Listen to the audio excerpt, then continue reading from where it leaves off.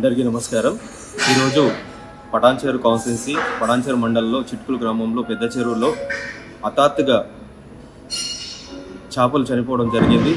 అక్కడ నుంచి మత్స్యకారులు అందరూ కూడా నాకు ఫోన్ చేయడం జరిగింది। ఆ ఫోన్కు రెస్పాండ్ అయ్యి నేను అందుబాటులో లేను, నేను అవుట్ ఆఫ్ స్టేట్ ఉన్నా కాబట్టి అక్కడ ఉన్న అధికారులతోటి మాట్లాడి పీసీబీ తోటి పోలీస్ డిపార్ట్మెంట్ తోటి మత్స్యకారుల అధికారులతో అందరితో మాట్లాడినా రివ్యూగా మాట్లాడి వాళ్ళకు న్యాయం చేయాలి అని చెప్తే అధికారులు కూడా ఫీల్డ్ మీదకి వెళ్ళి అక్కడ ఎంక్వైరీ చేసి ఏం జరిగిందో చూసి ప్రభుత్వం దృష్టికి తీసుకెళ్తామని చెప్పారు। ఖచ్చితంగా మత్స్యకారులకు అందరికీ కూడా తోడుండి నేను వచ్చిన వెంటనే మత్స్యకారులకు ఉండి భరోసా ఉండి ప్రభుత్వం నుంచి రావాల్సిన సాయం కూడా నేను చేయించి నా నుంచి కూడా నేను ఎప్పుడు మత్స్యకారులకు అందుబాటులో ఉండి సాయం చేస్తానని తెలియజేస్తున్నాను।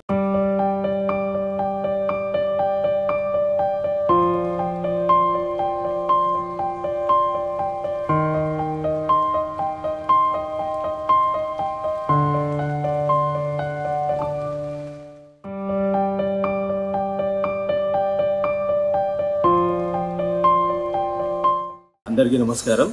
ఈరోజు పటాన్చేరు కాన్స్టిట్యున్సీ పటాన్చేరు మండలంలో చిట్కుల గ్రామంలో పెద్ద చెరువులో హఠాత్తుగా చేపలు చనిపోవడం జరిగింది।